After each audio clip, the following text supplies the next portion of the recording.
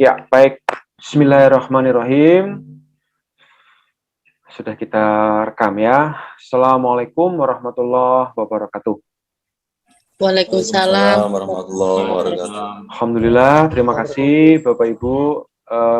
Di antara kesibukan Bapak Ibu sekalian, di sesi malam hari ini kita akan membicarakan satu poin yang menurut saya ini menarik. Maksud saya paling tidak ini adalah ilmu yang penting, yang beberapa kegiatan di dunia pendampingan bisnis, ini alat ini saya pakai. Ya, materi ini saya belajar kepada Pak B, ya, Pak Subiakto, 51 tahun dunia branding beliau jelajahi. Saya tidak spesialis di branding, tapi saya belajar kepada beliau dan ini saya copy, saya derivasi dengan berbagai pengetahuan saya untuk saya sampaikan kepada teman-teman sekalian. Konteksnya adalah ketika Bapak Ibu buka usaha baru, ketika Bapak Ibu mengembangkan usaha atau mendampingi usaha, alat ini, tools ini bisa dipakai untuk pendampingan, pengembangan, dan macam-macam. Apalagi ini untuk kepentingan pengembangan usaha sendiri. Saya menyebut ini judulnya DNA bisnis ya. Di sesi ini nanti saya langsung ke lebih mungkin hanya sedikit pengantar supaya memasukkan pikiran-pikiran terkait dengan 15 pertanyaan di DNA bisnis itu. Kemudian dari situ Bapak Ibu nanti akan saya beri contoh-contoh. Contoh-contoh bagaimana mengerjakan di tugas yang DNA bisnis. Di slide 1 ada beberapa pertanyaan, 2, 3, 4, ada mungkin versinya ada 2, mungkin ada yang versi 12 pertanyaan juga, nanti ada yang 15 pertanyaan. Tapi no problem, intinya Bapak Ibu sudah berkenan menyusun lembaran itu, saya sudah menganggap cukup. Baik, Bapak Ibu siap kita mulai? Siap. Siap ya. Siap, Bapak. Baik, ini meskipun Bapak Ibu tidak on cam, no problem, tapi yang penting kalau ada apa-apa nanti dikabari ya, misalnya kok kurang jelas atau ada yang kurang paham. Dan Bapak Ibu, saya izinkan atau saya dorong Bapak Ibu, ada contoh-contoh Bapak Ibu harus screenshot atau foto ya. Karena slide ini memang tidak saya bagi. Karena ini hasil pekerjaannya orang. Jadi memang ini pekerjaan proyeknya orang, saya pakai untuk pembelajaran. Mudah-mudahan nggak menjadi persoalan. Baik, saya akan awali dari bahwa jualan kita itu, kalau kita menjual produk ini yang memang didorong betul untuk oleh orang-orang branding. Ini zamannya branding, Pak. Oke, saya juga mencoba mengikuti tren bisnis bahwa sekarang bukan lagi marketing, tapi trennya adalah branding. Karena sekarang produk yang viral itu yang laris. Ini Pak Magfur kemarin, piye ya Pak? Ya, sama Pak, ini saya juga punya persoalan di bisnis seperti itu. Branding sudah zamannya. Jadi bagaimana produk biasa tapi viral, lalu kemudian rame. Bagaimana bisnis yang keren, enak, tempatnya mumpuni, tapi tidak ada fenomena yang diciptakan menyebabkan viral, ya biasa saja. Nah, jadi ini zamannya zaman viral. Nah, itulah mengapa konsep branding itu, konsep membangun persepsi di kepala customer itu ngomong soal persepsi. Bahkan di pendekatan branding, persepsi itu adalah realita. Jadi hidup dalam dunia persepsi dalam dunia pikiran konsumen itu menjadi realita. Padahal sebenarnya realnya tidak seperti itu. Begitulah persepsi. Jadi branding itu bagaimana kita membangun persepsi. Kalau konsumen mempersepsikan bahwa produk itu enak, tiba-tiba menjadi rame. Ketika konsumen mempersepsikan bahwa produk itu tidak oke, tiba-tiba menjadi tidak oke. Jadi bagaimana produk dan jasa itu kita pasarkan atau kita jual dengan pendekatan viral itu. Jadi yang viral, yang banyak yang like, yang banyak yang komen, yang itu justru itu menjadi produk yang oke gitu. Padahal kalau pakai akal kita anggap tidak oke. Nah, tapi sebentar. Tapi ketika konsumen konsumen target mengatakan oke, maka menjadi oke, Pak. Nah, ini ngomong soal persepsi. Ya. Ya. Baik, kita lanjut, teman-teman sekalian. Ketika kita menjual tas, ya, jualan tas atau jualan produk, ini poin di sini adalah bagaimana kita menggeser persepsi jualan produk, jualan jasa menjadi jualan value, jualan nilai, jualan benefit, manfaat. Kalau kita jualan tas, kira-kira tas ini regane piro ya? Tas cangklong ini regane piro? Coba Bapak Ibu, tas cangklong, tasnya ibu-ibu itu harganya berapa? Pak Makfur, kalau belikan tas untuk nyonya itu kira-kira harganya piro, Pak? Kalau standar ya 1,5 sampai 2 juta, Pak. 1,5 sampai 2 juta, siap. Itu tas. Tapi ketika tas dipakai, langsung tiba-tiba dia menjadi seperti artis. Tas dipakai, langsung dia menjadi punya kelas sosial. Ya, tiba-tiba dia menjadi kelompok tertentu. Jadi tas sebagai wadah perlengkapan bergeser menjadi tas sebagai kelas sosial. Ini istri menteri ini. Tasnya channel regane 200 juta, Pak. Gitu. Ini dodolan tas apa dodolan apa? Nah, itu namanya menggeser dari jualan produk, menggeser dari jualan jasa menjadi menjual kelas. Menjadi menjual produk itu bisa membuat kita jadi apa? Orang kalau pakai tas ini langsung, oh ini istrinya bintang 1, ini istrinya jenderal, ini tasnya artis, ini kelompok The Have. Nah, menggeser dari jualan produk menjadi jualan sesuatu yang bisa merubah seseorang menjadi sesuatu.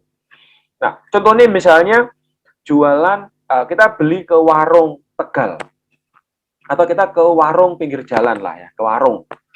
Makan ke warung, dapatnya makanan, kenyang. Makan, kenyang. Dapatnya makan siang. Oke, bagaimana menggeser dari makan, menjual makanan, dan menjual makan, menjadi digeser menjadi menjual tempat keren, misalnya gitu. Menjual tempat bertemunya orang-orang berkelas. Nah, jadi menjual produk, menjual jasa, bergeser menjadi menjual value, menjual nilai. Nah, ilustrasi yang lain itu seperti ini, Bapak Ibu. Jadi, produk itu memiliki 2 unsur. Ada yang namanya rational value dan emotional value. Kalau kita ke warung, makan daging iga, enak, kenyang.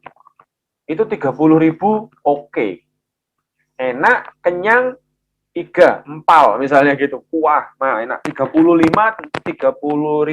masuk tuh. Itu kalau pakai rational value. Dan kita ngomong jual makanan. Tapi Bapak Ibu, kalau itu jualnya itu di resto ber-AC, mejanya marmer, kursinya gede-gede, kemudian di situ menjual persembahan. Waduh, menjual sajian. Sama makanannya empal atau iga. Kalau dia memberi harga 75.000, kita akan bilang murah. Di tempat yang satunya, kita membeli dengan pertimbangan rasional tadi menjual makanan. Dia jual 35.000, kita bilang murah. Kalau dia jual 50.000, kita bilang mahal. Nah, kenapa kok bisa terjadi seperti itu? Karena di pikiran kita itu ada yang namanya rational value. Jadi nilai-nilai yang kita pertimbangkan dengan pendekatan rasional, sama yang sampingnya lagi, kita jual emotional values. Jadi Bapak Ibu, bagaimana kita menggeser dari jualan ijazah menjadi jualan keterampilan.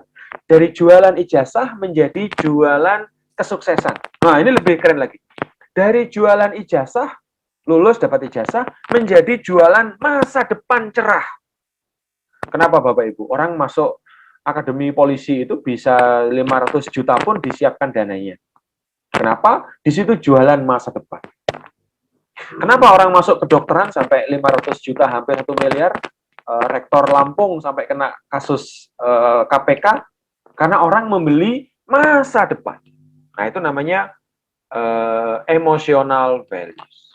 Orang punya uang bisa beli rumah, tapi punya uang belum tentu bisa beli homey, kenyamanan. Orang punya uang bisa beli kasur, tapi orang dengan uang belum tentu bisa beli tidur. Misalnya gitu. Orang bisa beli jam kalau punya uang, tapi belum bisa beli waktu. Ya. Nah, ini poin berpikir tentang orang bisa sekolah dengan membayar lulus sekolah, tapi orang lulus sekolah belum tentu punya pengetahuan. Emotional values. Kalau kita menggeser jualan produk menjadi jualan value, maka nilai harga itu menjadi nggak terbatas. Ini poinnya, Bapak Ibu. Kalau ngomong bisnis seperti ini, langsung saya bukakan slide-nya. Kalau ngomong bisnis, pasti langsung hitung, ini harganya piro, delok HPP. Ini berapa biaya ini, biaya operasional, biaya guru, biaya murid, biaya operasional, biaya kulaan, biaya produksi, biaya bahan baku, biaya beras, macam-macam. Ketemulah HPP. Ditambah dengan ketemulah biaya operasional. Maka kita ketemulah yang namanya profit. Nah, profit inilah yang kita ambil. Ini ngomong soal jualan. Kalau ngomong soal jualan produk dan jualan jasa yang sebelah kanan. Biasanya, Bapak Ibu, ketika kita jualan nggak laku, kita langsung ribut soal bonus, soal diskon, soal cashback, soal cicilan, soal gratis. Bersemangat sekali kita memberi diskon. Kenapa begitu? Karena yang kita jual produk. Nah, bagaimana Bapak Ibu dengan pendekatan branding, dengan pendekatan positioning, dengan pendekatan target market, dengan pendekatan value, jualan emotional value, masuk sini pasti langsung sukses. Masuk sini langsung berhasil.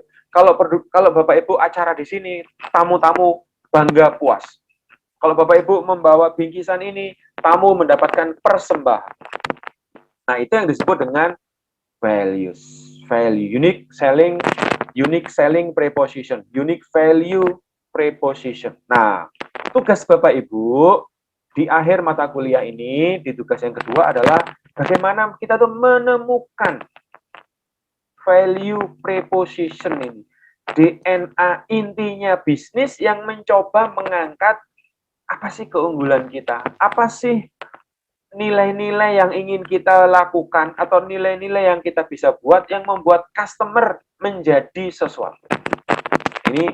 Ini poin tentang DNA bisnis. Ya, ini saya kasih pengantar sedikit tentang DNA bisnis. Nah, satu slide menarik yang saya kira menarik untuk kita pelajari Bapak Ibu, bahwa pendekatan produk pendekatan produk iso ku ngene. Nah, gitu. Kalau mau ya silahkan, kalau nggak mau ya silahkan. Itu pendekatan marketing 1.0. Bisa aku begini, produkku begini. Kalau mau ikut kami ya begini, kalau nggak mau ikut cari tempat lain. Nah, itu adalah pendekatan paling kuno, Bapak. Apa itu? Produk, place, price, promotion. Jadi mengangkat keunggulan produk dengan kurang memperhatikan market. Maka pendekatan brandingnya zaman itu adalah produk rasional. Jadi, produk utama, tambah produk tambahan, tambah bonus ini, tambah ini, tambahkan ini, tambahkan ini, tambahkan ini. Sehingga kalau Bapak beli ini nanti murah, menjadi murah. Nah, jadi rasional benefit. Nah, dalam konteks menjual, betul-betul menghitung kalau beli di sini harganya menjadi begini karena tambahannya ini, tambah DVD ini, tambah aplikasi ini, dapat ini, dapat ini, dapat ini. Nah, itu pendekatan level marketing 1.0. Ini yang disampaikan oleh Pak B ini ya. Saya copy paste dari beliau. Nah, yang berikutnya adalah Bapak Ibu pendekatan marketing 2.0. Ini saya sampaikan sebagai pengantar supaya Bapak Ibu pikiran kita sebagai pelaku usaha yang ingin mengembangkan usaha, kita paling tidak mulai naik level memikirkan kebutuhan customer, keperluan customer, biaya yang dipertimbangkan oleh customer, kenyamanan customer, memahami pikiran customer. Maka muncul di generasi kedua ini, ya pembeli adalah raja misalnya gitu ya. Di zaman itu muncul bahwa konsumen itu adalah raja. Konsumen adalah yang menentukan. Nah, dalam konteks branding, bagaimana konsumen kalau mengkonsumsi produk kita, dia akan menjadi siapa?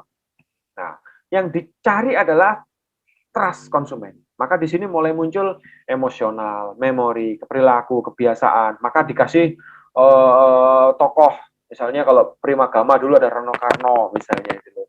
Kalau motor Honda itu ada si siapa itu pasangannya Rano Karno itu. Nah, misalnya begitu. Nah, dipakai referensi. Nah, ini pendekatan marketing 2.0. Ngomong soal selling, ngomong soal solusi. Nah, marketing 3.0, Bapak Ibu, ini UKM juga mulai saya lihat di pelaku-pelaku usaha mulai belajar ilmu ini. Bahwa produk-produk itu mulai memikirkan value, manfaat. Konsumen jadi apa kalau membeli produk kita? Ya, konsumen itu menjadi apa? Ya, kalau misalnya beberapa contoh misalnya kalau saya mampir di Surabaya, kalau nggak makan di tempat ini, nggak ke Surabaya itu namanya. Nah, itu dia mencoba membangun identitas.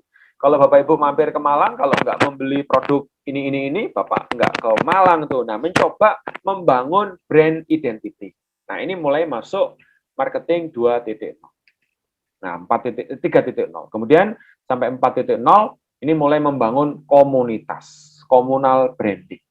Ya, ini mungkin secara singkat saja. Nah, Bapak Ibu sekalian, saya ambil satu. Setelah itu, apa yang kita lakukan? Ya, apa yang kita lakukan dalam konteks tugas Bapak Ibu di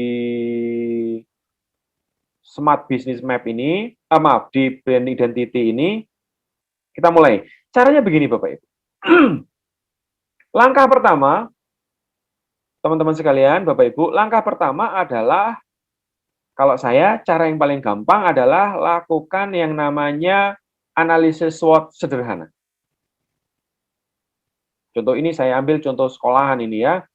Ambil contoh sekolahan ini. Yang pertama adalah lakukan SWOT. Di bisnis yang Bapak Ibu sedang kelola. Coba kita lihat dari sisi internal, Bapak Ibu, lihat kekuatan, strong, lalu lihat kelemahan, weakness. Itu berarti ngomong internal. Oh, kekuatannya ini. Kalau misalnya ngomong restoran, kemarin yang punya Pak Makfur itu, lihat internal, kekuatannya apa? oh tempat, oh pelayanan, oh produk. Langsung kelemahan apa? Coba cek kelemahannya apa, weakness-nya apa. Ini nggak mungkin dilakukan tanpa kita mensurvei melihat kompetitor yang sejenis di sekitar. Kalau target market segmentasinya itu untuk radius 2 kilo sampai 5 kilo, maka coba dilihat yang kategorinya sekelas kita SWOT sederhana. Kekuatannya apa? Kalau ini sekolahan ya SMK Tunas ini ya. Citra positif, orang tua industri positif, laboratoriumnya canggih, sekolah seperti apa, dan seterusnya. Kemudian kelemahannya apa? Oh, jurusan tertentu lemah. Nah, kemudian opportunity.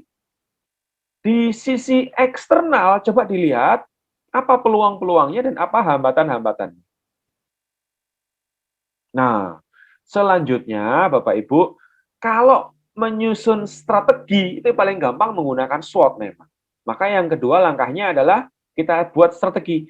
Bagaimana strategi strong, kekuatan untuk mendapatkan peluang. Yang berikutnya, bagaimana strategi menghadapi kelemahan untuk meraih opportunity.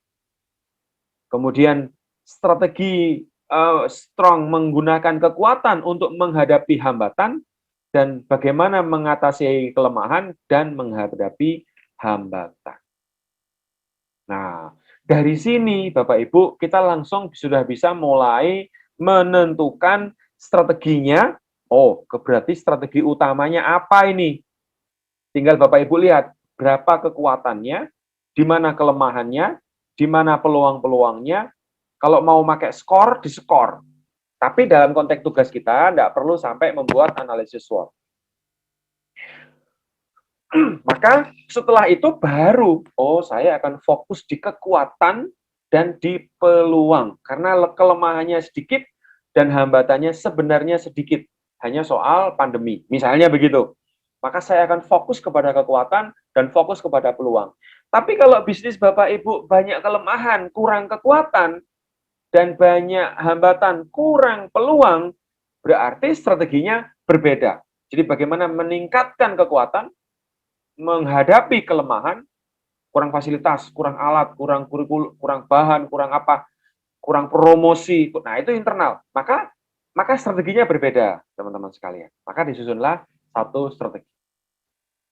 Nah, ini contoh yang pertama saya berikan, misalnya contoh sekolah ini. Jadi strategi utama dia adalah karena kekuatannya memang hebat, konsisten pada kekuatan, selama 30 tahun dia konsisten, dan dia harus fokus kepada opportunity, karena dia punya jaringan yang kuat, dan kepercayaannya kuat. Maka ini fokus kepada kekuatan, dan memfokuskan meraih peluang. Nah, kemudian karena saya sudah tahu, oh saya fokus kepada kekuatan dan fokus kepada peluang, strong dan opportunity. Bapak Ibu cek bisnis Bapak Ibu yang pengen di mapping tadi, kekuatan, kelemahan, peluang, hambatan, mana yang paling dominan. Kami ini banyak peluang, Pak, tapi nggak punya kekuatan, Pak. Oke, kelemahannya banyak, tapi peluangnya banyak. Berarti kuat, maaf, lemah, tapi banyak kesempatan. Berarti apa yang dilakukan? Berarti memperkuat internal untuk meraih peluang. Karena peluangnya banyak. Kalau peluangnya tidak ada, kekuatannya tidak ada, ya bisnisnya ditutup saja. Nah, itu karena kekuatannya tidak ada, peluangnya tidak ada. Maka pivot strateginya.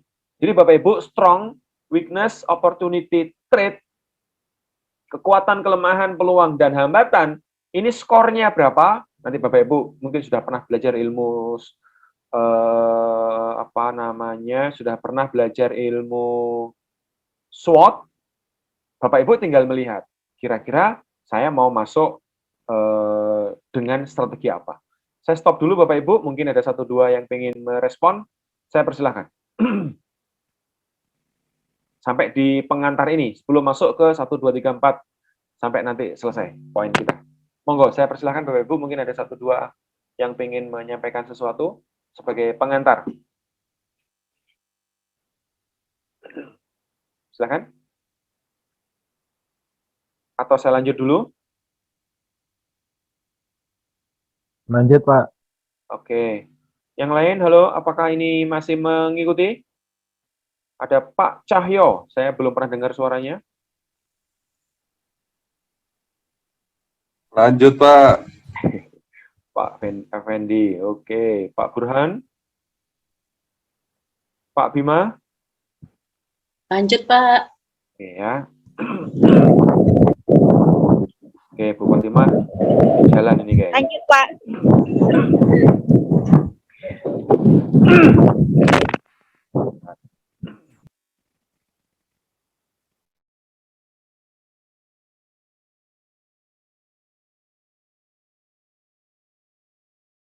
Ya, baik, selanjut. Waktunya juga nggak banyak ya. Yuk kita masuk ke slide pertama. Bagaimana cara mengisi identity? Nanti akan saya kasih contoh. Ini jasa pendidikan, nanti ada jasa kuliner, nanti ada jasa kacamata itu, pendidikan, kuliner, kacamata. Kalau mau yang keempat ada properti, ya keempat. Paling nggak ada 4, nanti bisa saya tampilkan, Bapak Ibu bisa capture ya. Isi yang pertama adalah ngomong soal kategori. Kalau ngomong SMK ya sekolah vokasional. Ya, tapi dia vokasionalnya teknik dan IT ya misalnya. Kalau sekolah apa Bapak Ibu nanti bisnisnya macam-macam. Yang kedua adalah manfaat yang dicari. Manfaat yang dicari maupun kategori maupun manfaat nyata, emosional macam-macam, ini fokusnya itu adalah Bapak Ibu sudut pandang konsumen. Bisa orang tua, bisa siswa. Kalau kuliner ya bisa pembeli, bisa juga TU, kepala TU yang memang menggunakan ruangan kita. Manfaat yang dicari. Apa yang dicari oleh anak-anak yang sekolah ini? Ini saya contohkan SMK dulu ya. Bisa diterima kerja, Pak.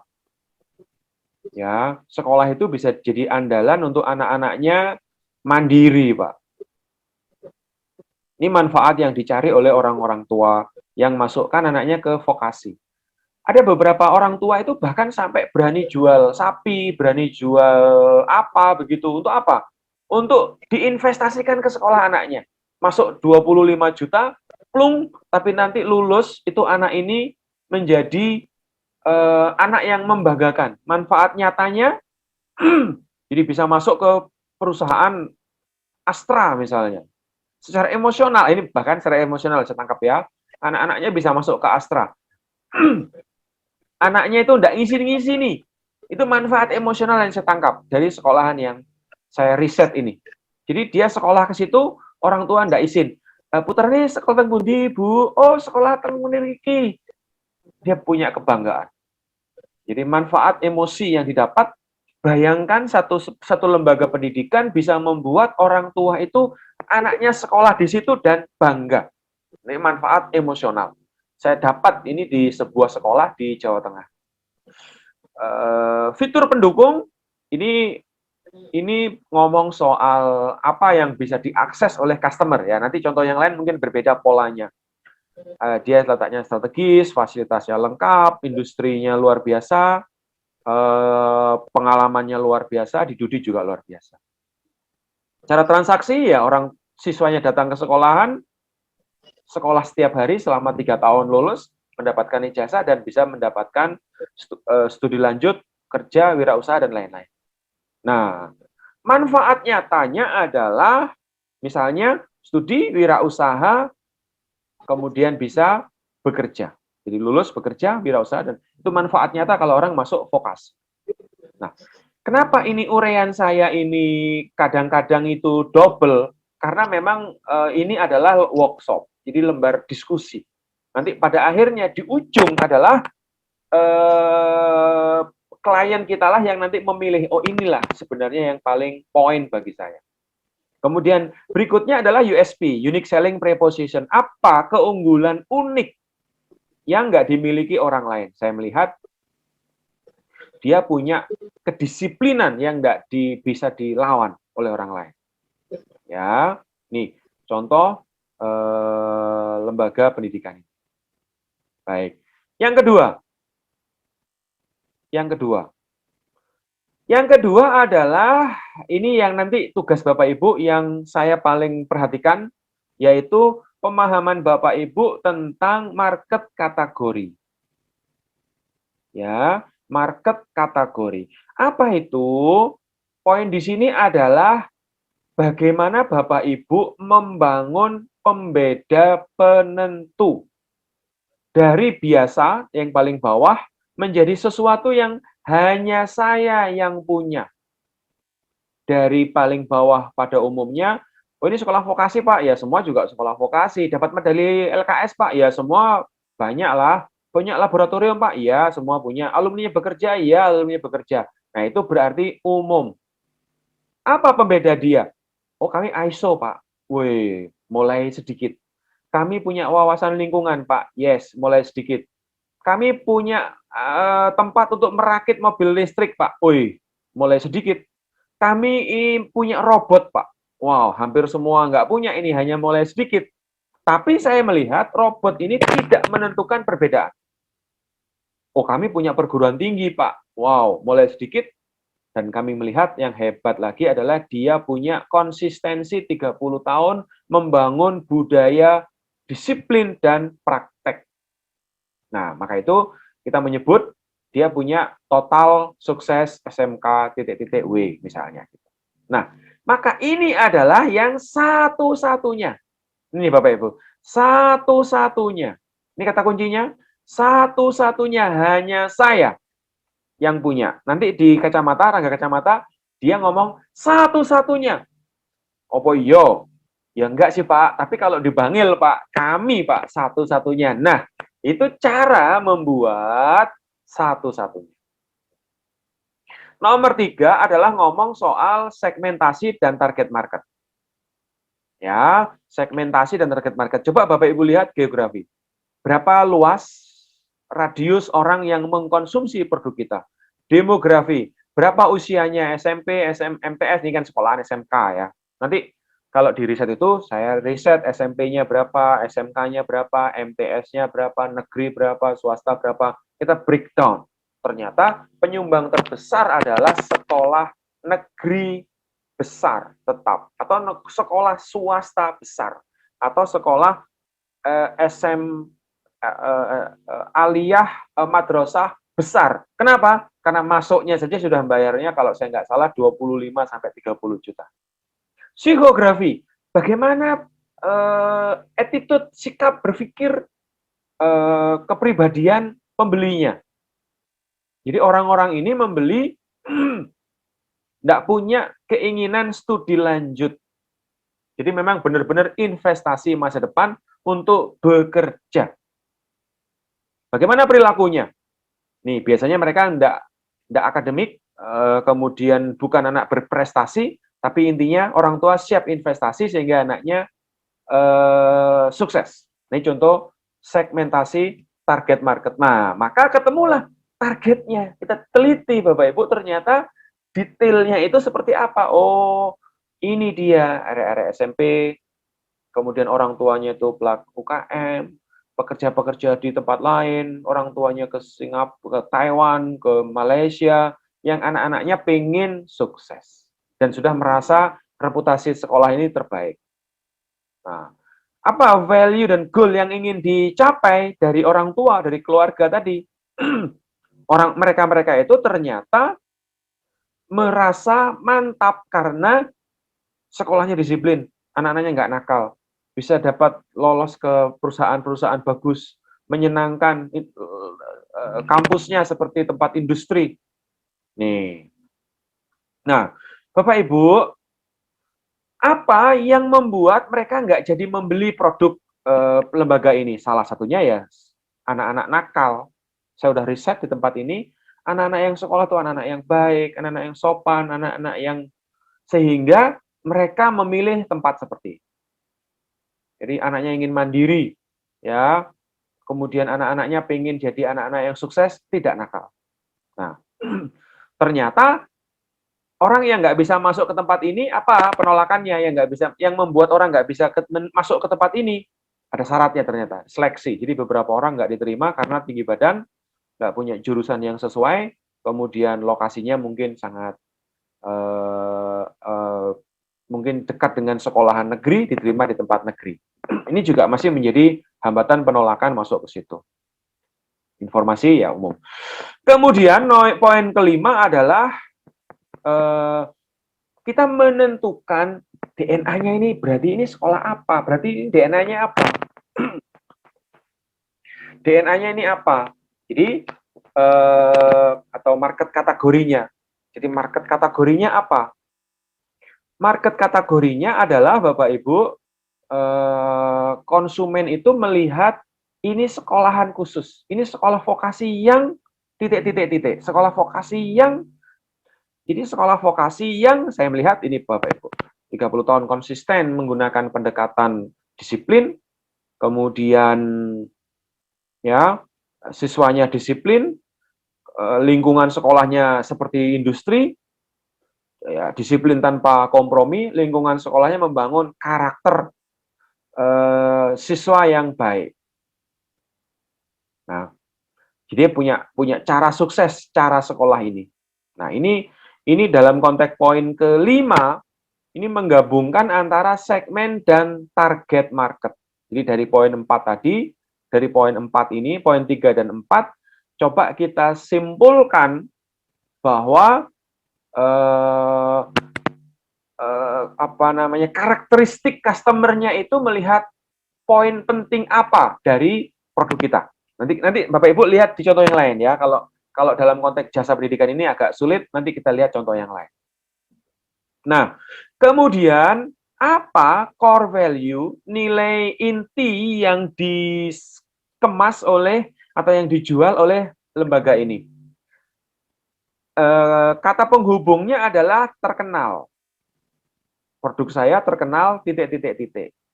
Dari keterkenalan, 30 tahun konsisten, alumninya masuk ke Astra, mencetak anak-anak berkarakter, nanti Bapak Ibu tinggal memilih. Ini sekolah untuk sekolah kelas mewah, update, bayarnya 30 juta, masuknya saja.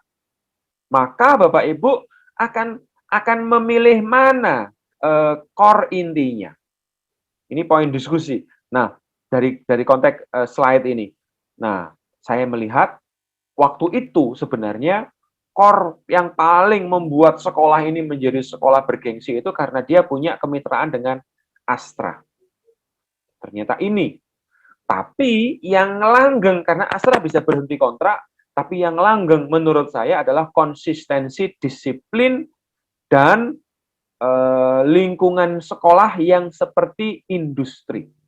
Jadi menurut saya, apakah mau pakai tentang disiplin atau mau pakai sekolah seperti industri.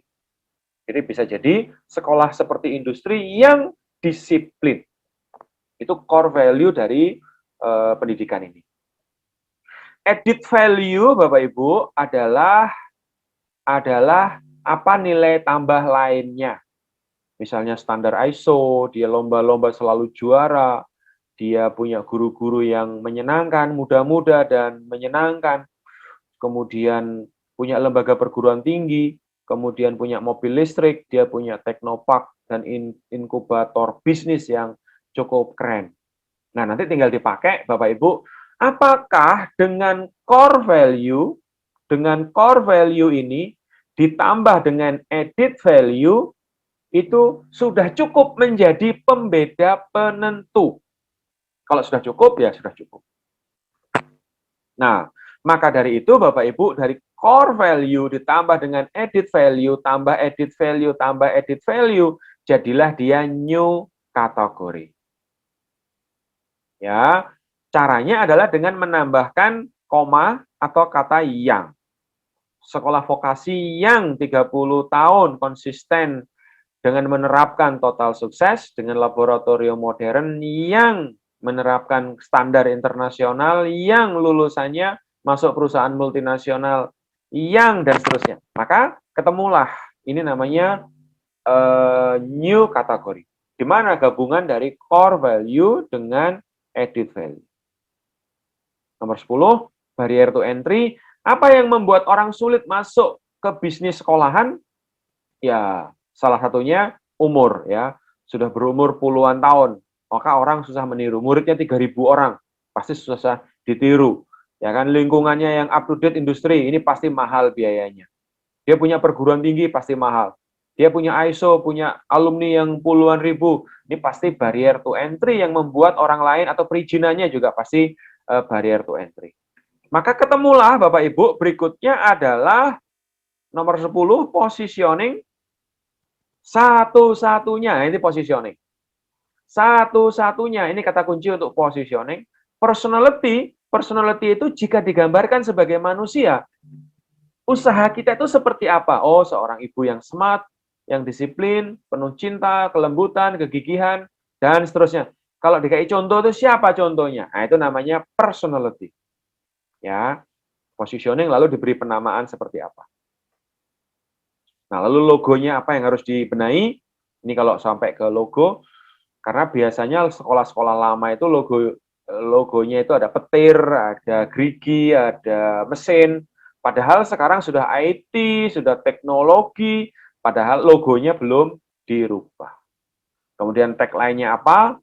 Kita kasih contoh-contoh tagline, experience, discipline, and practice, misalnya, atau 30 tahun experience, discipline, and practice, jaminan kualitas standar dunia, misalnya vokasi terbaik di Jawa Tengah, atau terbaik atau serahkan pada ahlinya.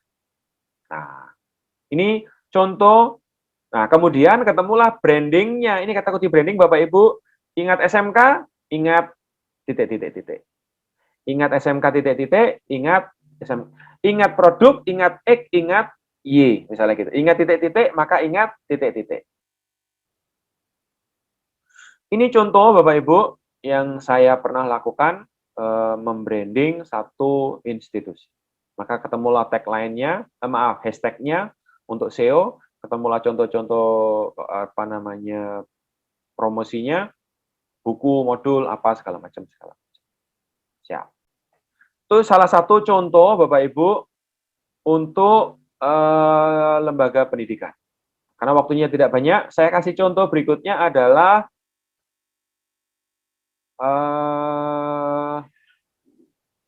kacamata dulu, Rangga Kacamata. Mas Rangga Kacamata. Ini andalan saya. Sederhana tapi memudahkan. Apakah sudah tampil Bapak Ibu Rangga Kacamata? Sudah, Pak. Baik. Selanjutnya, yang pertama, dia melihat manfaat, kategori dulu. Dia melihat kacamatanya itu adalah spesialis pesanan kacamata. Ini saya kurang setuju sebenarnya. Spesialis pesanan kacamata. Karena kalimat di belakang nanti bisa berbeda. Tapi ini diskusi Bapak Ibu. Jadi saya katakan ini tidak ada yang salah, nggak harus benar salah, tapi yang penting Bapak Ibu bisa mapping bisnis Bapak Ibu. Jadi sebenarnya bisnisku ini sebenarnya apa sih? Lembaga penyalur tenaga kerja atau sekolahan SMK? Sebenarnya lembagaku ini sebenarnya adalah mempersiapkan anak-anak studi lanjut atau bimbel atau sebenarnya sekolahan.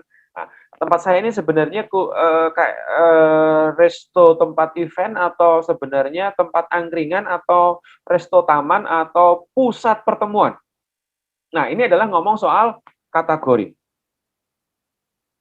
Ya, kalau menurut Mas Rangga, dia bilang, kami ini Pak sebenarnya spesialis pesanan kacamata. Ya, idenya boleh macam-macam, karena memang dia pesan kacamata itu bisa lewat WA, dibuat, lalu dikirim. Nah, itu mungkin yang dia sedang ingin bangun kategori di bisnisnya Rangga Kacamata. Manfaat yang dicari, dia akurasi model frame.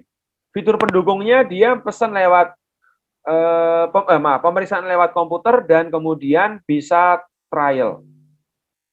Cara transaksi ini kurang tepat Bapak Ibu. Cara transaksi yang saya maksud di sini adalah datang langsung,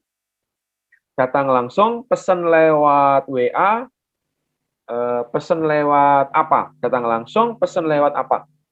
Tadi kayak sekolahan ya, sekolahan itu berarti cara transaksinya orang datang membayar sekolah untuk 3 tahun. Nah, itu berarti proses transaksi bisnisnya. Ada yang pendekatannya online, offline. Nah, itu sebenarnya begitu cara transaksinya. Dia datang langsung bisa, pesanan bisa. Manfaat nyata, nyaman dipakai, akurasi. Tapi manfaat emosionalnya adalah PD, kece. Jadi serasa kalau pakai kacamata menjadi lebih cakep. Nah, itu adalah emosional benefit-nya. Kemudian USP-nya, unique selling proposition-nya, dia unik 15 menit. Jadi cek gratis, kemudian service gratis, frame garansi, dan lain-lain. Kemasannya ada box, ada macam-macam ya, bagaimana dia mengemas produknya. Nah, di poin ini, Bapak Ibu, sekali lagi dari bawah ke atas semakin berbeda. Sebenarnya toko-toko kacamata pakai frame pilihan ya semua juga begitu. Pakai frame terbaru ya mulai lebih sedikit. 15 menit. Nah, ini mulai lebih sedikit lagi. Dia punya akurasi karena teknologinya mutakhir lebih sedikit lagi ya meskipun masih banyak. Nah, dia mencoba membangun di Bangil, Pak. Cuma saya, Pak, satu-satunya yang jualan kacamata lewat online. Tapi di Bangil. Jadi Bapak Ibu kalau misalnya, wah kok rasanya kok nggak unik ya punya saya, ya jenengan batasi di desa saya, Pak. Di kampung saya, Pak. Jadi dia merasa satu-satunya. Nangkep ya Bapak Ibu ya, jadi ke atas semakin berbeda. Berikutnya, segmentasi targeting, ya ini sudah hampir kita ulang-ulang sejak di kemarin ya, radiusnya, geografi, demografi, kemudian psikografi dan behavior. Jadi bagaimana membidik target market yang secara geografi areanya itu ini 10 radius 10 kilo di wilayah Bangil. Demografi diambil yang perempuan 80%, kemudian umurnya seperti ini yang dia ambil sebagai demografi. Psikografi, dia melihat anak-anak remaja yang pengen mode, peduli pada kesehatan mata, peduli kepada gaya. Perilakunya adalah mereka yang pembeli pertama, oke, jadi kemudian pembeli dengan sebentar, loyal. Jadi poin ini Mas Rangga ini mencoba menjelaskan bagaimana, kenapa kok dia memfokuskan kepada komunikasi kepada customer, dia tuh ingin merespon perilaku dari konsumen yang pembeli pertama itu biasanya takut-takut, misalnya begitu. Kemudian orang-orang yang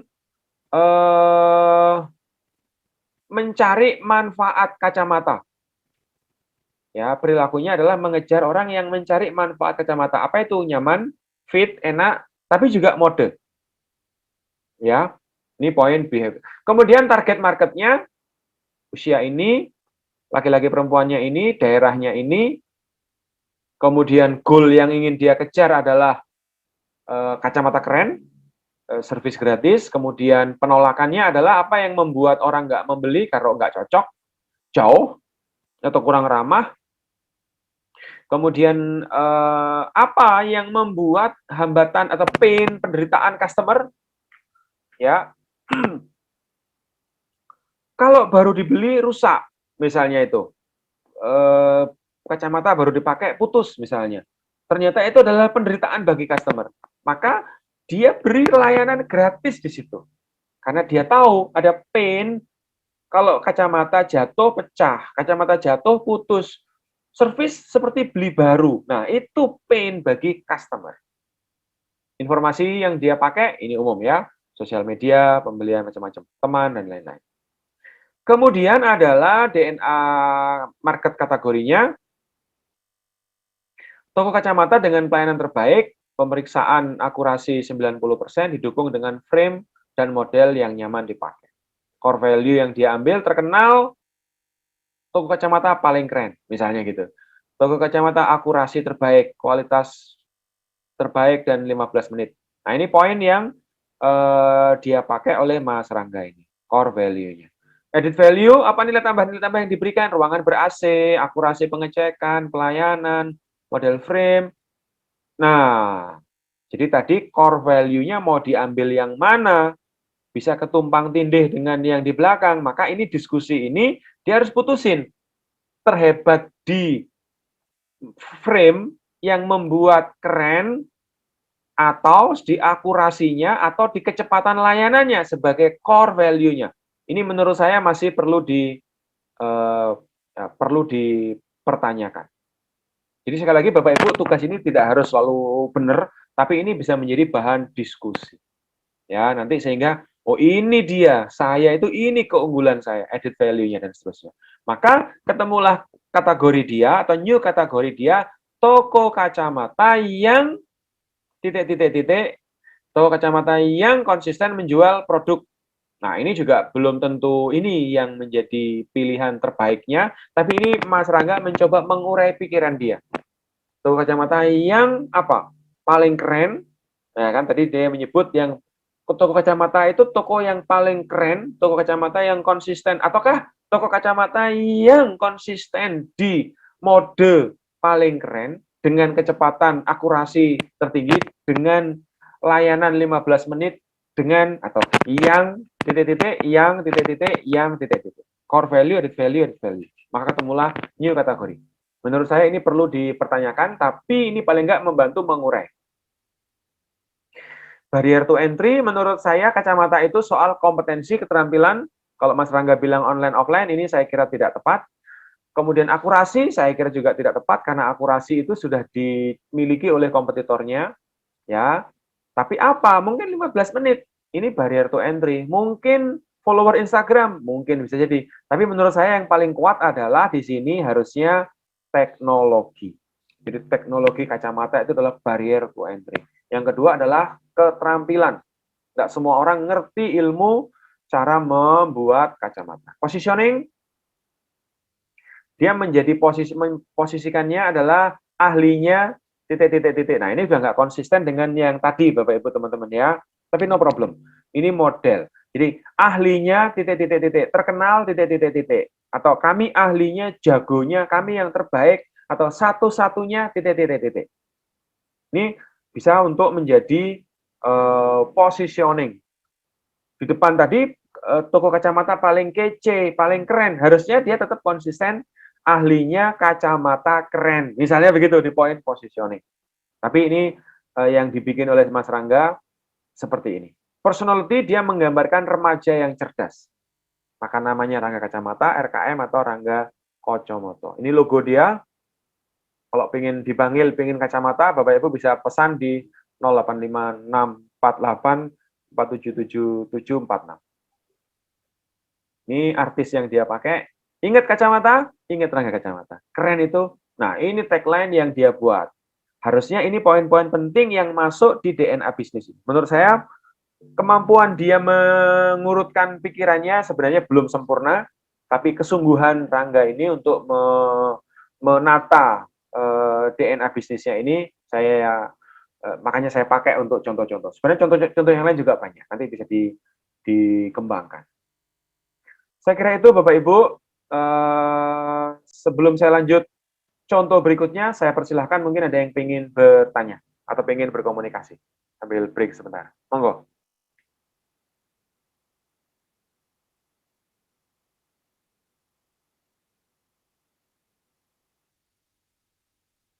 Sambil saya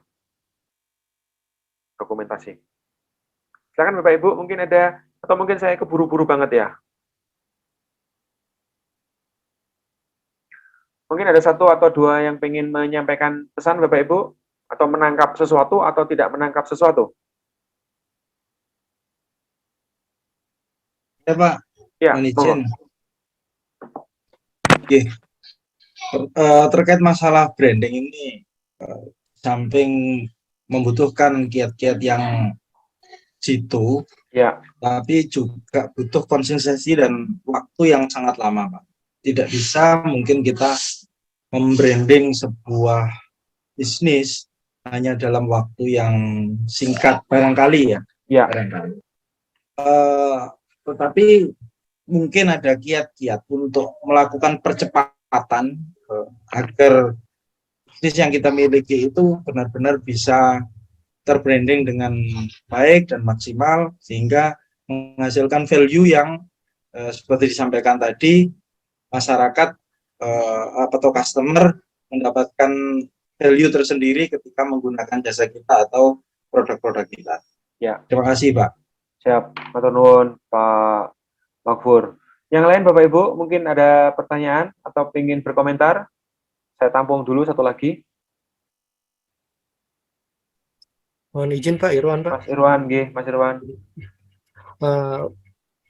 Mau tanya, apakah yang tadi Bapak sajikan itu memang usaha yang sudah ada, terus kemudian membranding diri menjadi lebih baik? Karena bagaimana dengan yang belum mempunyai usaha mau membuat bisnis plan seperti itu, Pak? Oh iya. Apalagi Bapak yang tadi yang sekolah itu kan perlu riset yang cukup panjang untuk membuat tampilan seperti itu. Ya, sekitar beberapa minggu memang. Betul. Oke, pertanyaan bagus. Kalau yang sudah jalan bagaimana? Yang belum bagaimana? Ya, oke. Baik, pertanyaan yang tepat untuk diskusi kita. Saya kehilangan pulpen ini. Oke, no problem. Pulpen. Ya, saya lanjut. Mas Irwan, terima kasih. Mas Makfur juga terima kasih. Terkait, Mas Makfur ya, terkait dengan bagaimana cara membangun branding ini, kalau di masa lalu itu, kita butuh waktu yang panjang. Ini sebenarnya yang menarik ya. Yang menariknya adalah saat ini itu banyak sekali orang-orang yang baru bikin bisnis, baru mengembangkan usaha yang baru setahun, 2 tahun, tapi dengan pendekatan digital marketing, ya, dengan pendekatan endorse, jadi dengan pendekatan artis-artis yang mengendorse di media, kemudian ada sekarang makanya terkenal ada selebgram misalnya ya, ada Deddy Corbuzier misalnya, yang sekali komen saja langsung kemudian bisnis orang bisa menjadi tiba-tiba ramai banget. Nah, jadi strategi promosi manual masa lalu buat brosur, sebar brosur, kemudian pakai radio, disebar dikomunikasi dengan radio, tiba-tiba sekarang dunia ini menjadi berubah, Bapak Ibu. Ada institusi yang baru, yang masih kecil, tapi kemudian menggunakan tokoh, menggunakan endorser yang viral, terkenal, jadi punya nilai yang tinggi, itu tiba-tiba bisnisnya itu mengalami lompatan transaksi yang sangat besar. Jadi kalau menurut saya, Pak Makfur, pertama, ditetapkan dulu positioning bisnis kita. Dan ditetapkan dulu, yang kedua adalah target market yang memang menjadi sasaran kita. Baru kemudian, program promosinya ini kita gunakan channel apa. Nah, di situ, zaman sekarang, ya tentu Bapak Ibu mungkin sudah biasa lah ya, umum lah ya. Bagaimana orang-orang itu menggunakan selebgram yang cocok. Misalnya, ya kan, artis yang tepat, endorser yang tepat, testimoni yang tepat, lalu di blow up dengan media-media yang berbayar, maka terjadilah lompatan transaksi. Yang kedua, yang juga banyak sekali kawan-kawan yang hebat itu adalah menggunakan tadi itu Pak, marketing 4.0 itu Pak, komunitas. Kalau ngomong sekolahan itu melibatkan alumni, melibatkan orang tua, melibatkan industri dan lain-lain. Nah, itu dirangkul mereka, dibangunkan satu event, dibangunkan satu kegiatan, dan itu bisa untuk mengendorse bisnis kita. Ya, tiba-tiba bisnis kita juga mengalami percepatan lompatan. Ya, yang keempat tentu bagaimana membangun sesuatu yang viral. Ya, bagaimana kita memviralkan citra positif dari produk dan bisnis kita. Jadi saya kira itu perlu dilakukan upaya-upaya program promosi baik online maupun offline. Ya, baik offline maupun yang menggunakan berbagai media tadi. Endorser, menggunakan selebgram, menggunakan event-event, dipublikasi dengan media-media yang sekarang kita diuntungkan dengan hanya membayar beberapa rupiah sudah viral sampai ke mana-mana bisnis kita. Jadi saya kira tetap Pak, program promosi kita lakukan. Hanya persoalannya, kalau produk kita, positioning kita itu belum tepat, lalu diviralkan, itu malah yang terpublikasi adalah citra negatif. Nah, ini yang berbahaya. Jadi tentu menggunakan banyak sekali pertimbangan. Ini menurut pandangan saya. Mungkin teman-teman nanti bisa membantu memberi wawasan untuk atau memberi pandangannya masing-masing untuk bagaimana mempercepat membangun citra positif atau membangun branding dari satu institusi atau dari satu unit bisnis. Nah, Pak Irwan, tadi Pak Irwan ya, kalau saya nggak salah tadi, yang bertanya tadi ya, betul ya? Iya Pak, betul Pak. Nah, Pak, bagaimana kalau bisnis kita ini baru dimulai, Pak? Nah, caranya adalah Pak Irwan, kita melihat sudut pandang kompetitor, Pak Irwan.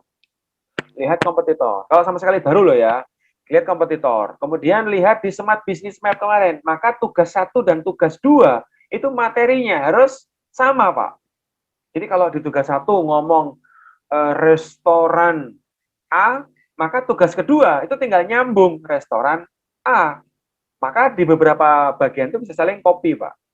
Itu poinnya. Nah, kemudian kalau bisnis kita sama sekali baru gimana, Pak? Ya, kita membangun semacam ya dummy gitu ya, simulasi begitu, tapi ngelihatnya mesti ngelihat kompetitor.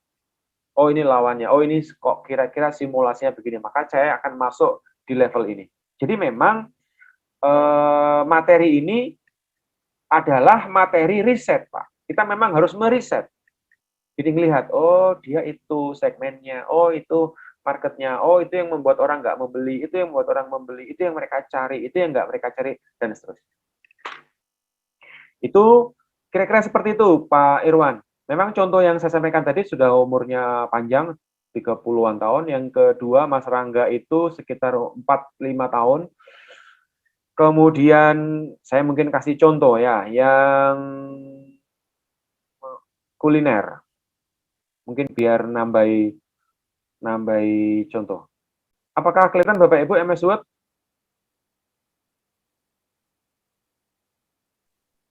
Kelihatan, Pak. Iya, kelihatan ya. Nah, ini juga bahan saya mengerjakan proyeknya orang.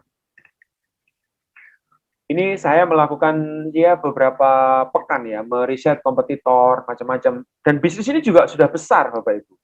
Tapi dia dengan menemukan identitinya, contohnya yang restoran itu ya, menemukan identitinya itu adalah, atau core value-nya adalah makan rumahan cepat berkelas. Itu menurut saya itu poin dia. Makan rumahan cepat berkelas.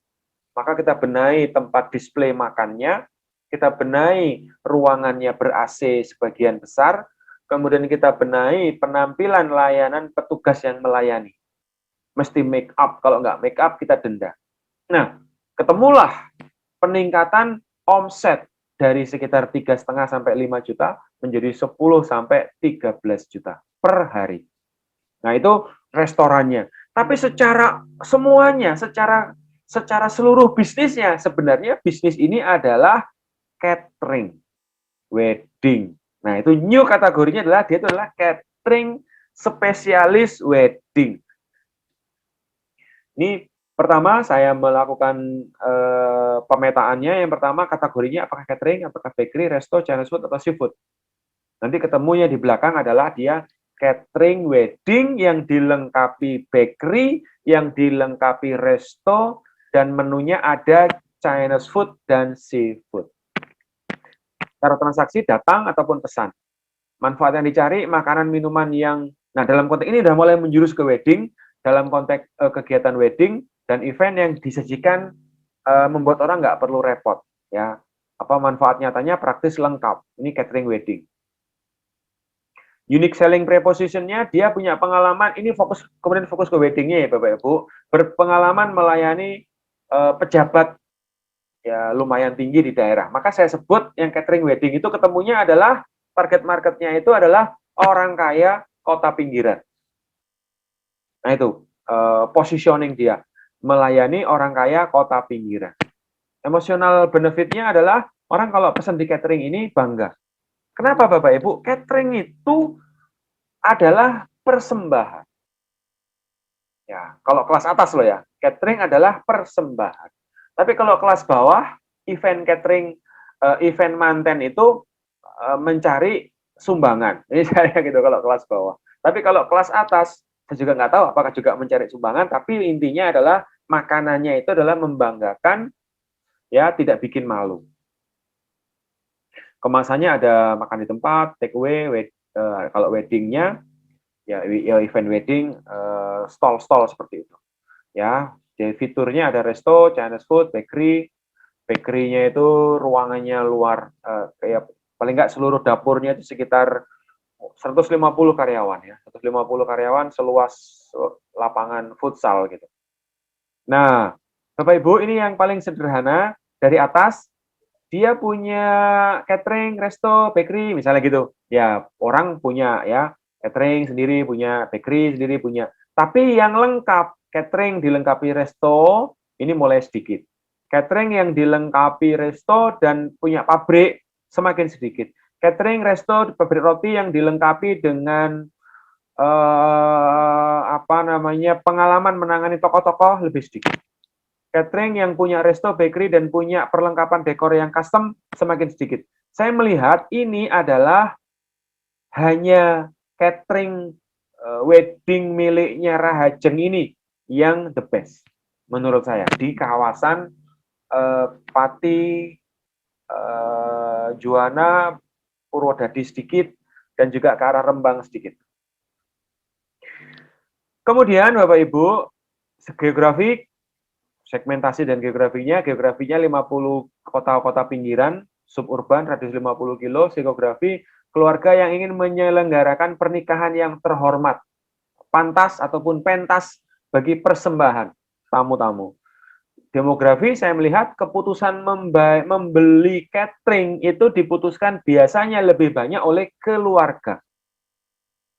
Ya, perilakunya adalah orang-orang yang ingin bangun citra mewah. Jadi kalau orang punya budget cuma 50 juta, 100 juta, tidak akan beli ke sini. Jadi untuk cateringnya saja bisa 200 juta. Ini kelompok kelas atas. Target kelas atas, menengah atas, demografi 30 ke atas, kemudian atau saya sebut sebagai orang kaya daerah. Tadi saya sebut ya, orang kaya kota pinggiran. Makanannya harus enak, untuk pejabat tertentu. Kalau bahayanya kalau sampai makanannya tidak enak, itu betul-betul bahaya. Maka dia betul-betul mengantisipasi penderitaan pemesan itu, jangan sampai menunya dapat celaan customer. Ya, yang membuat orang nggak beli lagi atau nggak pernah membeli lagi kalau sampai mendengar makanannya nggak enak, dapat gunjingan tetangga. Ya, sumber informasinya teman, orang yang pernah membeli, dan seterusnya. Kemudian atau pemilik tempat, pemilik acara, ruang acara. Market kategorinya catering wedding yang dilengkapi dengan titik. Jadi catering wedding yang dilengkapi dekor custom. Ya, ini new kategori yang dimiliki oleh resto ini. Core value-nya terkenal sebagai catering wedding keluarga berkelas. Saya menyimpulkan ini dari catering wedding ini. Added value-nya punya dekor custom, miliki toko bakery, resto sebagai pelengkap. Kemudian new kategorinya Rahajeng Wedding Catering atau Rahajeng Catering Wedding. Ini luar biasa Bapak Ibu, bisnis yang berkembang dengan pengembangan dukungan produksi yang luar biasa, mesin-mesin yang canggih. Kemudian barrier to entry-nya tentu pabrik seperti ini tidak murah ya. Plan wedding di toko-toko kelas atas tentu tidak bisa dijiplak. Jadi untuk susah masuk ke level kelas atas, membutuhkan betul-betul pengalaman. Dan juga barrier to entry-nya adalah alat perlengkapan catering itu mahal-mahal. Positioning dia, Rahajeng Wedding Catering, ya terkenal ya, Rahajeng Wedding Catering, spesialis wedding catering, kalangan atas berpengalaman sejak tahun 90. Personality-nya dia positioningkan seperti Bonds, James Bond misalnya, keren, perlente, kemudian namanya Rahajeng Catering Wedding, catering bakery, dulunya itu kesannya adalah lebih ke bakery. Tapi kemudian dirubah desain menjadi seperti ini, kami rubah desain menjadi lebih ada suasana cateringnya. Slogannya ahlinya wedding catering. Experience-nya, ini kalau lengkap ya, experience-nya lega, nggak repot, bahagia, dan memuaskan, membuat bangga berkelas. Endingnya ingat wedding, dan event ingat Rahajeng Bakery Catering. Ini contoh 16 pertanyaan di DNA bisnis. Saya kira contohnya sudah cukup, Bapak Ibu. Barangkali mungkin ada yang ingin menyampaikan sesuatu, saya persilahkan. 1-2 pertanyaan sebelum Ya, kita Pak. akhiri. Saya lagi, Pak. Ya. Ya, terkait piramida bisnis tadi, Pak ya, Ya. untuk branding tadi. Tentu semakin ke atas, makin kecil. Kan Semakin kecil, semakin hanya saya yang hebat. Nah, oke. Tentu ini berpengaruh nggak dengan kondisi real di lapangan bahwa segmentasinya makin terbatas. Karena kalau kita ngomong brand berarti segmentasi tertentu yang akan bisa mengakses produk kita atau usaha kita. Nah, ini piramida spesialisasi yang semakin mengerucut itu apakah tidak kontraproduktif dengan kondisi segmentasi di customer-nya? Nah, misalnya kita sudah membranding sebuah resto atau kafe level kelas atas gitu misalnya. Tentu segmentasinya makin sedikit daripada kita untuk kelas mahasiswa atau pelajar gitu. Itu lebih banyak. Ini apakah tidak kontraproduktif, dan untuk kan begini, lebih baik untung 1.000 katakanlah tapi banyak pengalinya daripada untung 100.000 tapi hanya sekali. Oke. Terima kasih, Pak. Siap.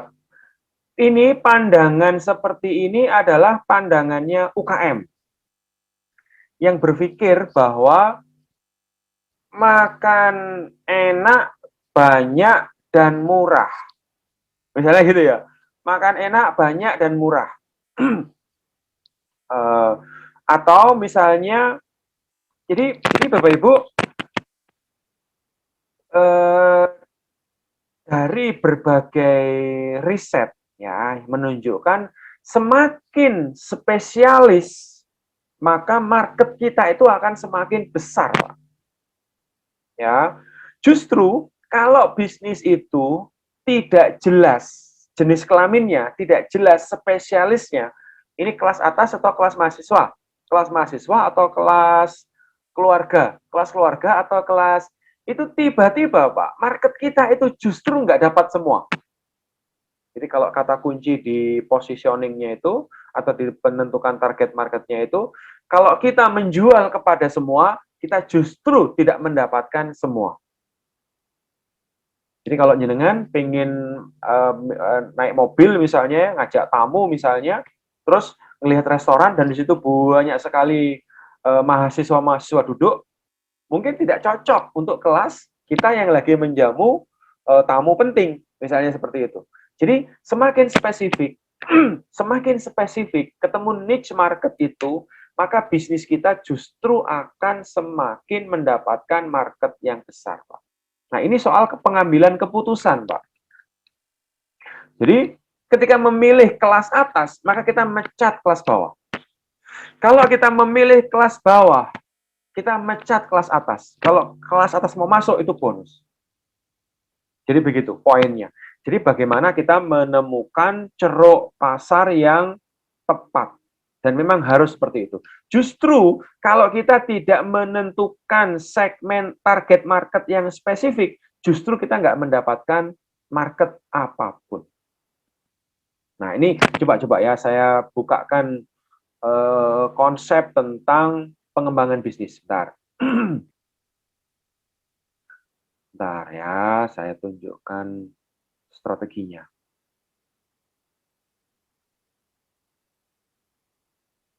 Ya, 7 stage business.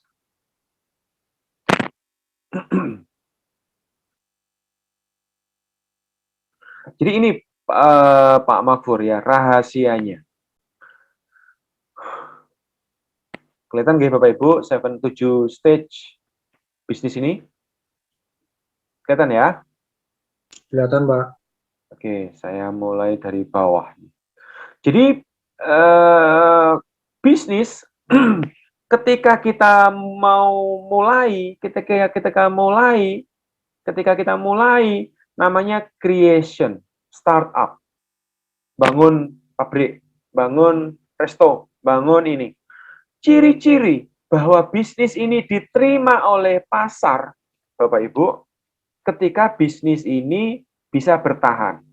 Ya, salah satunya 5 tahun bertahan. Ini karena 4% hanya bisa bertahan dalam 5 tahun. 96% ambruk. Nah, tanda-tanda bisnis ini mulai berkembang adalah ketika dia menemukan niche market, ceruk pasar. Jadi semakin punya kekhususan, semakin punya ciri pembeda penentu, maka dia semakin berkembang. Tapi Pak, kalau bisnis kita itu pembelinya itu gonta-ganti, tidak ketemu jenis pembelinya. Oh, ini cocok untuk kantoran. Oh, ini cocok untuk dipakai untuk event. Oh, ini cocok untuk karyawan makan siang. Oh, ini cocok untuk mahasiswa. Oh, ini cocok untuk remaja lagi ketemuan, dating, ketemu ceruk marketnya. Nah, ketika tadi saya ulangi, ketika bisnis baru dimulai, Bapak Ibu biasanya memang membutuhkan investasi, bakar-bakar duit, promosi, bakar-bakar duit, dan macam-macam. Memang begitu. Nah, ketika dia mulai ketemu ceruk pasar, tanda-tandanya adalah kewalahan, Pak. Nolak-nolak order, kewalahan, booming. Itu tanda-tanda ketemu ceruk pasar. Artinya ketemu mancing lele, pakannya cacing. Mancingnya di kolam pemancingan lele. Ketemu tempatnya, Pak. Pasti, masukkan, tangkap, dapat. Masukkan, dapat. Masukkan, dapat. Nah, itu ketemu ceruk pasar. Ketemu kelompok lele. Bahwa di situ ada ikan lain, bonus kalau bisa ketangkap. Nah, biasanya Bapak Ibu ketemu niche market itu akan ditandai dengan meningkatnya omset. Ya. Kemudian, tanda-tanda harus naik kelas adalah Bapak Ibu ketika omset meningkat, bisnis naik drastis, ketemu ceruk pasar, maka dia mulai leverage. Buka cabang, nambah orang, nambah utang, modal, bangun sistem, panggil orang hebat, panggil pakar, panggil karyawan-karyawan yang hebat, panggil cep. Itu dilakukan ketika ceruk pasarnya itu ketemu. Maka dia leverage, bisnis berkembang pesat. Level keempat adalah Bapak Ibu, kalau sudah bisnis berkembang pesat, dia mulai bangun sistem. Di SOP-in. Nah, tamu di SOP-in, customer di SOP-in, rekrutmen di SOP-in, menu-menu di SOP-in, kemasan, branding apa segala macam di SOP-in, mulai di sini mulai agak kaku. Tapi ini level ketika leverage. Bapak Ibu enggak bisa bangun bisnis langsung di SOP-in. Ya, karena kecuali Bapak Ibu bisnis franchise, artinya bisnis itu memang sudah leverage dari milik orang lain. Kemudian ketika bisnis berkembang, membangun sistem, ketemulah yang namanya birokrasi. Nah, birokrasi ini mulai tidak fleksibel. Ini biasanya bisnis-bisnis yang berumur sudah puluhan tahun, sudah besar, dia sudah tidak bisa kompromi pada hal-hal tertentu. Biasanya orang-orang tertentu nggak nyaman, dan lain-lain. Nah, bagaimana untuk mengurangi ketidaknyamanan birokrasi? Bapak Ibu bangun culture, bangun budaya, ya, membangun sistem hidup, ya, bangun culture. Nah, ini yang bisa mewadahi perkembangan bisnis yang mulai berkembang besar, dan kemudian terbentuklah yang namanya entrepreneur. Ini bisnis yang sudah secara alamiah holding besar itu anak-anak perusahaannya bisa berkembang satu persatu. UKM, Bapak Ibu, saya merasakan bisnis UKM itu biasanya startup, bertahun-tahun juga nggak berkembang-kembang. Ada yang begitu, Pak. Kenapa? Nggak ketemu ceruk pasar. Ada juga yang mulai ketemu ceruk pasar, lalu mulai di-leverage, tapi kemudian karyawannya ribut. Mulai di-leverage, kemudian sistem bisnisnya di-franchise-kan misalnya, sistemnya nggak lancar, maka macet di sini. Biasanya macet di sini kembali kepada startup lagi. Mulai naik lagi, turun lagi, mulai naik lagi, turun lagi. Atau yang berhasil naik bisa sampai bangun sistem, kemudian bangun birokrasi, dan mulai berkembang. Kira-kira gambaran umumnya seperti itu, Pak Mahfur. Jadi bisnis yang berkembang selalu punya ceruk pasar, punya niche market. Saya kira begitu. Kalau resto itu belum ketemu ceruk pasarnya, dia belum bisa di-leverage. Kalau bisnis itu belum menentukan target market spesifik, dia belum bisa booming. Pasti tidak akan bisa booming. Maka tugas kita, kalau ingin membantu perusahaan seperti itu, lakukan riset 1-2 pekan atau beberapa waktu untuk menemukan siapa sebenarnya ceruk pasarnya, siapa sebenarnya pengungkitnya. Saya kira itu, Pak, poinnya. Jadi boleh dibuktikan jual kelas atas tapi promosi ke kelas eceran. Pasti tidak laku. Contoh yang catering Rahajeng itu, dia tidak ada diskon. Jadi transaksi 200 juta tanpa diskon. Misalnya seperti itu, karena memang kelas atas. Saya kira demikian, Bapak Ibu. Selamat mengerjakan tugas. Saya kira contoh-contohnya sudah banyak. Saya berharap Bapak Ibu tidak ada kendala. Siap, Pak Hamdan. Bapak Munizir, Pak, ini kan tentang smart business sama DNA, Pak, ya? Ya.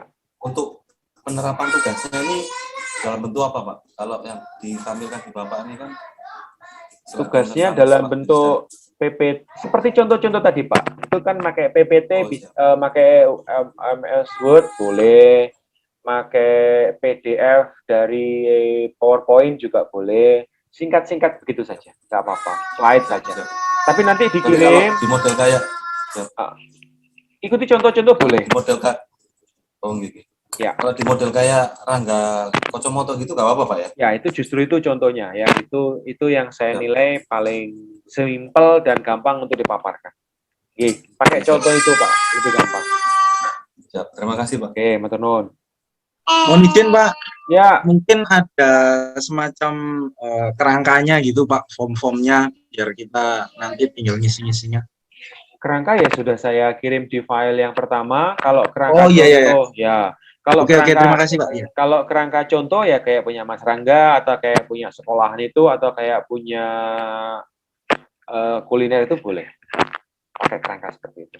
Jenengan desain sendiri juga boleh. Jadi kan mungkin jenengan capture, desainlah, tambahkan ilustrasi-ilustrasi supaya lebih menarik, itu menyempurnakan penilaian. Terima kasih, Pak. Siap.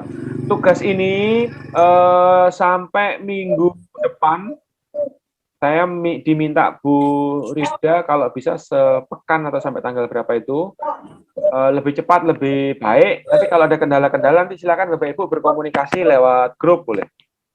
Saya kira begitu.